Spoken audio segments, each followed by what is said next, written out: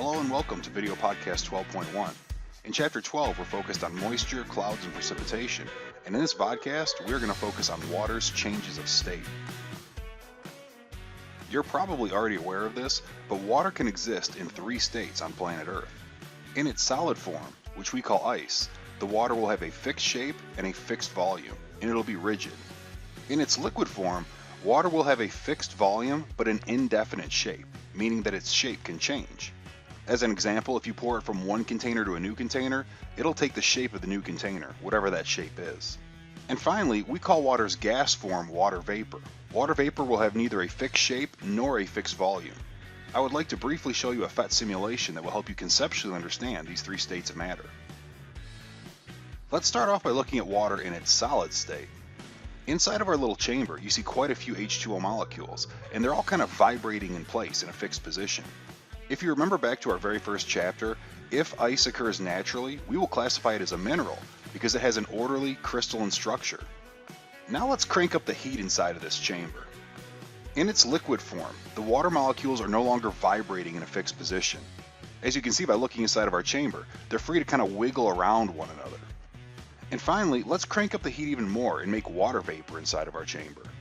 In water vapor, the water molecules are spread out and they're moving at very high speeds, bouncing off all the walls inside of our container.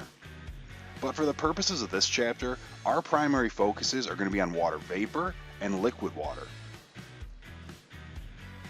Now, in order for water to change state, heat energy must be either released or absorbed. And there's a really important term that I'd like to stress on this slide because it's going to come up again in future vodcasts, and that's latent heat. It might help to take a look at a graph that kind of illustrates the phase changes for water. Now, I want to focus in on the part of the graph that shows water going from a liquid to a gas. Let's start by imagining a pot of water on the stove that's at about 100 degrees Fahrenheit, well below water's boiling point. If we crank up the heat, the temperature of the water will increase, and it will continue to increase until we get to about 212 degrees Fahrenheit. Once we reach that temperature of 212 degrees Fahrenheit, we'll see water start to undergo a phase change from being a liquid to a gas, and that'll be evidenced by boiling occurring within our pot. But something really interesting happens when that boiling starts to occur. The temperature of the water will remain constant as the water boils and undergoes its phase change, and that's where that very important definition of latent heat comes into play. And we can think of that hidden heat as being stored in the water vapor. Now, while the water is boiling, we are still adding heat energy from the stove, but during the boiling process, that heat energy is being stored as latent heat, and it's being stored in the water vapor. Now, that heat energy will stay in the water vapor until the water vapor undergoes condensation. When condensation occurs, those little water vapor molecules will release that latent heat. And when that happens in the atmosphere, it can have a warming effect on the surroundings. I'm going to briefly overview the phase changes that can occur for water. Let's start off by assuming we have exactly 1 gram of ice. If we add 80 calories of heat energy to that little 1 gram sample of ice, it will melt and form liquid water. So the important thing to remember here is that if ice absorbs heat energy, it will melt and form liquid water. Now there's one other thing that could happen with that little 1 gram ice sample. If it absorbs 680 calories of heat energy, it can sublime, meaning it will go straight from a solid to water vapor. You might be familiar with sublimation if you've ever seen dry ice used to create smoke at a party. Dry ice is solid carbon dioxide, and if you have a large chunk of that solid carbon dioxide, it'll give off a smoky appearance because when solid carbon dioxide is exposed to our atmosphere, it'll go straight from its solid form to its gaseous form. Because carbon dioxide really won't assume a liquid form here on planet Earth. But for now, let's move to the center of this picture and look at the liquid form of water. If we have our little 1 gram sample of liquid water, and that sample absorbs 600 calories of heat energy, the liquid water will evaporate and form water vapor. That's a very important process for us to consider in this chapter, as is the reverse process of condensation. But for evaporation, remember, heat energy must be absorbed by liquid water in order for that water to go to water vapor. And I would also like you to keep in mind that when that liquid water evaporated to form water vapor, there is now latent heat stored in those little water vapor molecules. Okay, at this point, let's assume we have 1 gram of water vapor. If that water vapor releases 600 calories of heat energy, the water vapor will condensate into liquid water. If that happens, that latent heat energy, that hidden energy, that stored energy, will be released to the surroundings as water vapor forms liquid water.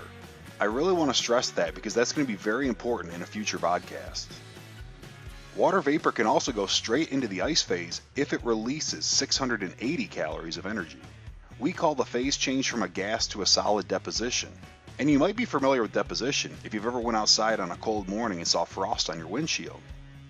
The last phase change that I like to focus on for water is the phase change that takes it from liquid to solid. If liquid water releases 80 calories of energy, it will form ice.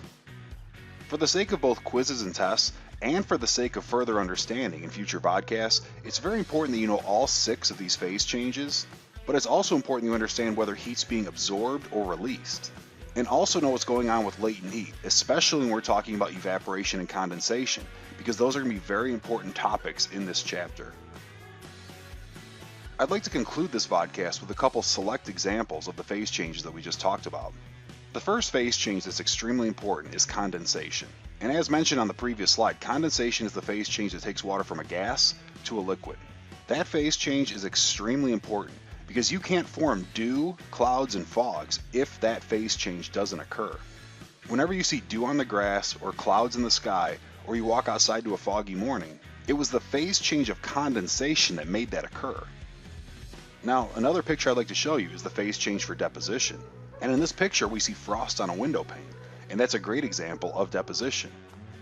But it's very important to know that this phenomenon can also occur inside of your freezer. If you go and open up your freezer and you notice frost building up on the sides of it, that frost buildup is a direct result of deposition. As you should know from a previous vodcast, the atmosphere contains water vapor, and every time you open your freezer door, some of that water vapor from our atmosphere can get into your freezer. And those water molecules will go straight from being a gas to being a solid, and they'll form that solid by grabbing onto the walls inside of your freezer. Okay, that concludes this video podcast. In our next video podcast, we will turn our attention to that water vapor in our atmosphere, and we will discuss humidity.